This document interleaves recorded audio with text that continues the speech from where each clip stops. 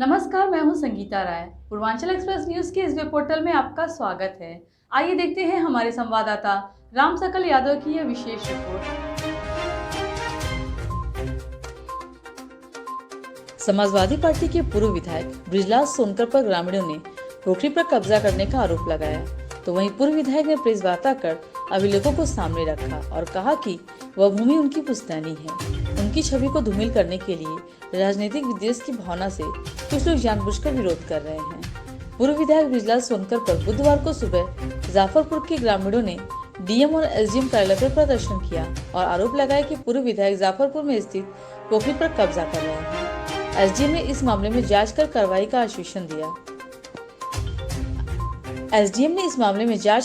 का आश्वासन दिया।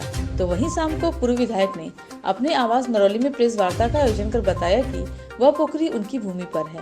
उन्होंने कहा कि गांव के ग्राम प्रधान प्लाटिंग का कार्य करते हैं, इसलिए वह औने पौने दामों में भूमि को लेने का प्रयास कर रहे हैं। साथ ही उन्होंने कहा कि दूसरा कारण यह है कि वो चुनाव लड़ने वाले हैं, तो उनकी प्रतिष्ठा को धूमिल करने के लिए इस तरह की ओछी हरकत की जा रही है।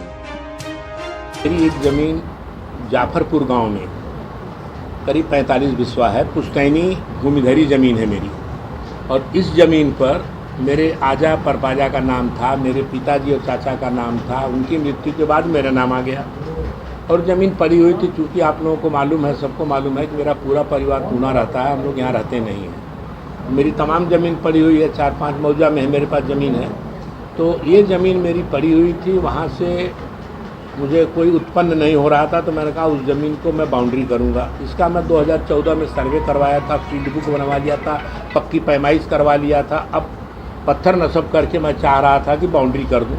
और बाउंड्री करने के लिए जब मैं यहाँ से गया तो मेरे साथ पूरा माल मटीरियल गाड़ी अपना लेकर के मैं गया था, लेबर लेके गया था। मुझे ये उम्मीद नहीं थी कि कोई मुझे रोकेगा, क्योंकि मेरी पुश्तैनी ज़मीन है और सब जानते हैं। यहाँ तक कि वहाँ का ग्राम प्रधान जो औरतों और मर्दों को उकसा करके ले आया था, उससे भी लोगों ने बाहर से पूछा फ़ोन करके कि भाई क्या बात है, क्या ज़मीनिया तो है उनकर, बाकी हम घेरे ना थे। तो उसमें हमें जो पता चला, सच्चाई ये है कि वो ज़मीन का धंधा करते हैं और वो चाहते हैं कि ज़मीन औने पौने मुझे मिल जाए। मैं खुद बिल्डर हूँ, मेरे 4 बेटे इंजीनियर हैं, एक अमेरिका से, रसिया से, 2 इंडिया से। मेरे खुदा इंजीनियर हैं, मैं ज़मीन का धंधा करता हूँ, तो मैं औने पौने में क्यों दे दूँगा? मुझे उचित कीमत मिलेगी, जो देगा उसको दे दूंगा। इसलिए वो डिस्टर्ब करने के लिए, प्लस मुझे लगता है कि किसी की साजिश भी है कि पीछे से इनको परेशान करो, ये चुनाव लड़ने वाले हैं, इनकी इमेज खराब करो। ये 2 उद्देश्य है उनका, मुझे दबा करके प्रॉपर्टी लेना कम से कम कीमत में, और दूसरा मैं अपनी इमेज के डर से उनकी बात मान जाऊंगा। इस भावना से वो ये सब कृत्य कर रहे हैं। जिंदाबाद मुर्दाबाद के नारे लगा रहे हैं। यहाँ से अम्बेडकर पुतले तक गए, एसडीएम साहब के पास वो गए हैं। मैं वहाँ पर था, मुझे बहुत अच्छा लगा कि एसडीएम साहब ने कहा भाई क्या है, तो कागज़ वगैरह है तुम्हारे पास, लेके आओ। तो कोई कागज़ उनके पास तो है ही नहीं। अरे एक प्रॉपर्टी का 2 कागज़ तो होगा नहीं, एक ही कागज़ होगा, या तो उनका होगा या तो मेरा होगा। तो मेरा जो था, मैंने सब कागज़ वगैरह दिखा दिया सारे अधिकारियों को। वो लोग संतुष्ट हो गए, उनसे कागज़ मांगा गया तो एक एप्लीकेशन दे के चले आए और एसडीएम साहब ने भगा दिया। मेरे सामने की बात है। उन्होंने कहा नहीं तुम लोग भागो, जब तुम्हारे पास कोई कागज़ नहीं है तो वहाँ ज़बानी क्या चलेगा, ज़बानी कुछ मिलने वाला नहीं है। और मुझे आश्वासन मिला है कि आपका कागज़ पत्र सही है। 1952 से मेरे पास कागज़ है, मेरे पिताजी और चाचा जी का नाम है। और एक बात बता दूं, मेरे चाचा जी, पिताजी 2 भाई थे, चाचा को कोई औलाद नहीं है, इसलिए पूरी प्रॉपर्टी मेरे नाम आ गई। राजनीतिक द्वेष की बात करें, किसके ऊपर आपका इशारा है? नहीं देखिए, इसमें ये कहना उचित नहीं होगा, मैं किसी का नाम नहीं लूँगा। और राजनीति में एक से एक आपका दोस्त भी, राजनीति में आपका बेटा भी आपका प्रतिद्वंदी होता है। राजनीति एक ऐसा बिजनेस है, राजनीति एक ऐसा व्यवसाय कहिए या काम कहिए, वहाँ भाई भाई का नहीं होता है। तो कोई सामने खुल के नहीं आता है। मौका पाने पर कैसे इनको बदनाम करो, कोई रास्ता निकालो, ये राजनीति में चलता है। It is not possible, I will not tell the name of any person particular. उस जमीन पर मनरेगा के तहत कार्य भी हुआ है, ये अपराध किया है उसने, ग्राम प्रधान का अपराध है, सरकारी धन का दुरुपयोग किया है उसने। और ये बिल्कुल नियम विरुद्ध है कि किसी व्यक्तिगत, किसी की आबादी, किसी की ज़मीन पर या किसी की भूमिधरी पर आप जा कर के अपना सरकार का पैसा खर्च करें। ये उनसे वसूली होनी चाहिए, उल्टा उस पैसे की रिकवरी होनी चाहिए उससे।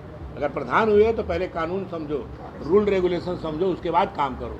भूमिधरी पर किसी के आप सरकार का पैसा नहीं लगा सकते।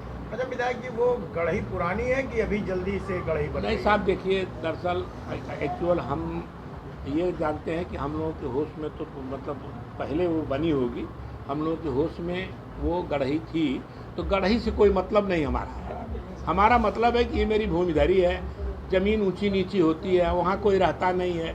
पहले कच्चे मकान बनते थे, लोग मिट्टी निकालना शुरू किए, जब कोई मालिक नहीं है वहाँ पर रहने वाला, तो मिट्टी कहाँ से निकालेंगे जहाँ कोई एतराज़ नहीं करेगा। मेरा कोई एतराज़ करने वाला नहीं था, कुछ मिट्टी निकाले तो 4-5 फीट गड्ढा कर दिए, अब पानी लगने लगा।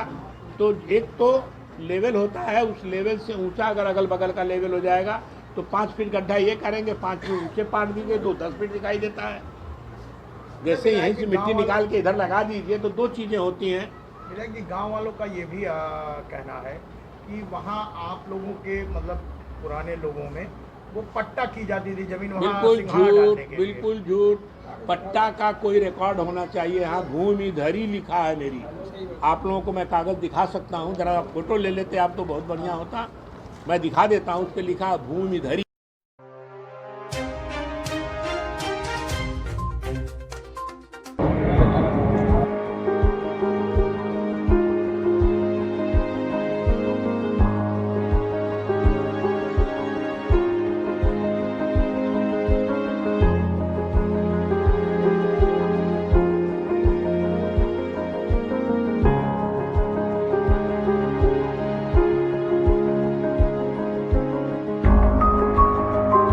अगर आपको हमारी खबर पसंद आई हो तो हमारे चैनल को लाइक, सब्सक्राइब और शेयर जरूर करिए।